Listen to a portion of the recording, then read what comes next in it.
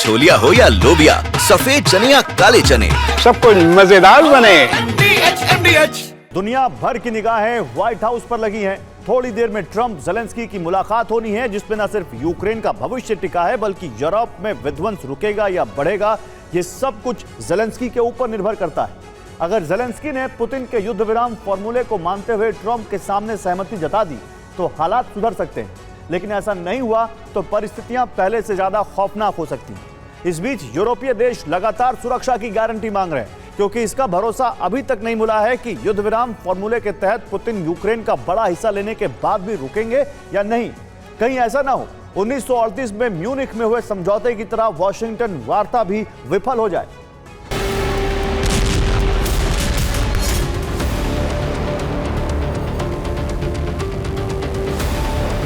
Countdown आरंभ हो चुका है। अब या तो तबाही का दरवाजा खुलेगा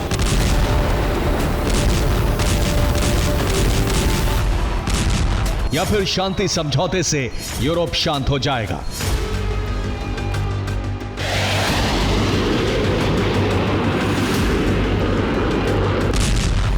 लेकिन जो हालात हैं उनसे संकेत मिल रहे हैं कि यूरोप धधक सकता है।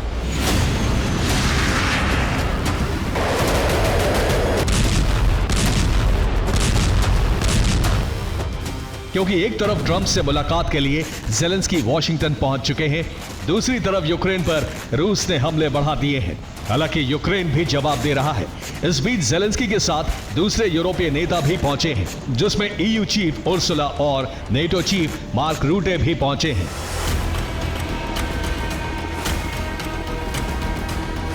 यूरोप को डर है कि कहीं यूरोप में टकराव न बढ़ जाए, क्योंकि ट्रंप और पुतिन की वार्ता के बाद से नए समीकरण सामने आए हैं, जिसमें ट्रंप किसी भी सूरत में यूरोप में युद्ध विराम कराना चाहते हैं। इसके लिए पुतिन की शर्तों को मान लिया जाएगा।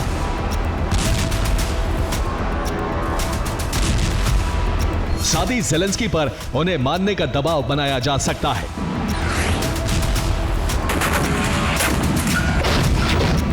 जिसमें ज़ेलेंस्की के साथ यूरोप के दूसरे देशों को भी ट्रंप युद्ध विराम पर सहमत कर सकते हैं।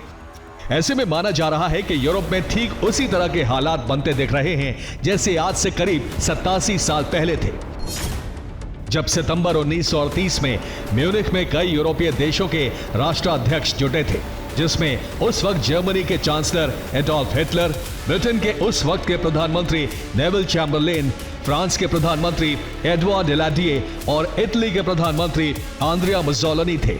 जर्मनी और इन देशों के बीच समझौता हुआ था। ठीक इसी तरह वॉशिंगटन में यूरोप के नेता जुट रहे हैं। उस वक्त चेकोस्लोवाकिया पर फैसला किया गया था। अब यूक्रेन का भविष्य दांव पर है।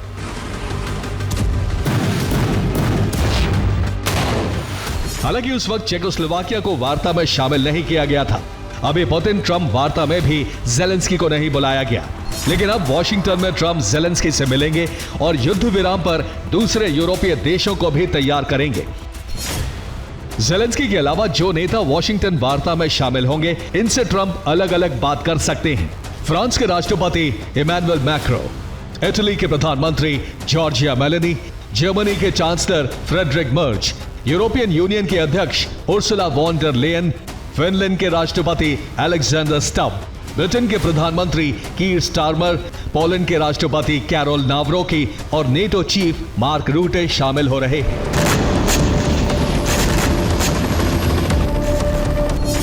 व्हाइट हाउस के इतिहास की इस सबसे बड़ी वार्ता पर पूरी दुनिया की नजर है।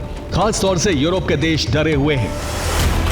अगर 1938 में म्यूनिख में हुए समझौते जैसा करार वॉशिंगटन में होता है तो कहीं यूरोप में विनाश का अलार्म न बज जाए, क्योंकि पुतिन के दिमाग में क्या चल रहा है ये कोई नहीं बता सकता।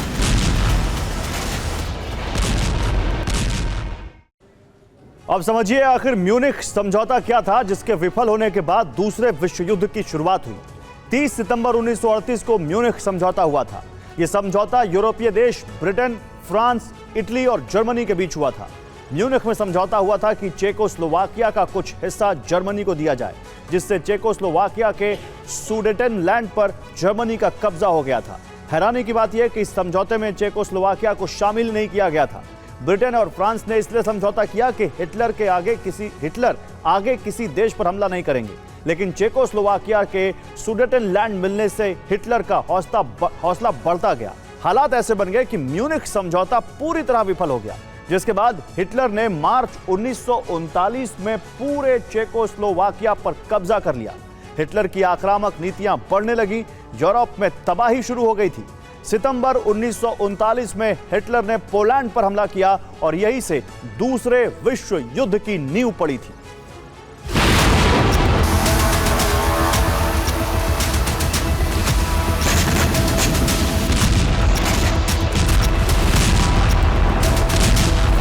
अब सवाल उठ रहा है, क्या यूक्रेन का बड़ा हिस्सा रूस के पास चला जाएगा?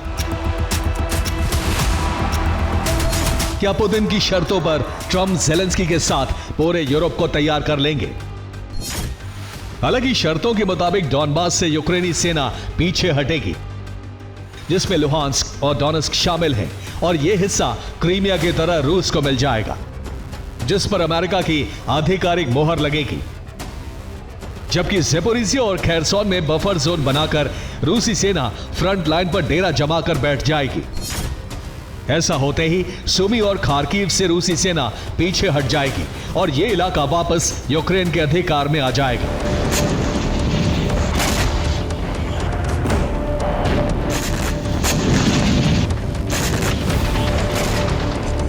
हालांकि इसके लिए अभी तक ज़ेलेंस्की और यूरोपीय देश तैयार नहीं है, लेकिन लगता है पुतिन के पास ट्रंप का रिमोट है। तभी तो अमेरिका की तरफ से लगातार युद्ध विराम करार होने का संकेत दिया जा रहा है। ट्रंप के विशेष दूत स्टीव विटकॉफ ने कहा है, दोनों ओर से अदला बदली के बिना शांति नहीं आएगी। 5 इलाकों पर यूक्रेन रूस में सहमति के आसार हैं। अमेरिका को भरोसा है कि ज़ेलेंस्की को मना लिया जाएगा, लेकिन यूरोपीय देशों को डर है, अगर ऐसा हुआ तो पुतिन रुकेंगे नहीं, वो आगे बढ़ेंगे। एक बार डॉनबास इलाका अगर रूस को मिल गया तो पुतिन बाल्टिक और नॉर्डिक देशों की तरफ बढ़ सकते हैं। और युद्ध विराम को लेकर यूरोप कितना तैयार है, ये कुछ बयानों से समझा जा सकता है। फ्रांस के राष्ट्रपति इमैनुअल मैक्रोन ने कहा है कि बिना स्थायी शांति समझौते के युद्ध विराम खतरनाक है, जबकि जर्मनी के चांसलर फ्रेडरिक मर्ज का बयान आया है, रूस पर दबाव बनाने के लिए प्रतिबंध बढ़ाने होंगे। इसी तरह ब्रिटेन के प्रधानमंत्री कियर स्टारमर ने कहा है कि पहले युद्ध रोके रूस और फिर युद्ध विराम की सोचे। इटली की प्रधानमंत्री जॉर्जिया मेलोनी ने बयान दिया है कि हमले रोके बिना रूस से बात ना की जाए। पोलैंड के राष्ट्रपति कैरोल नावरोकी ने कहा है कि बिना सुरक्षा गारंटी के युद्ध विराम स्वीकार नहीं। यह बयान इसलिए भी अहम है कि ये सभी नेता वॉशिंगटन वार्ता में शामिल हो रहे हैं।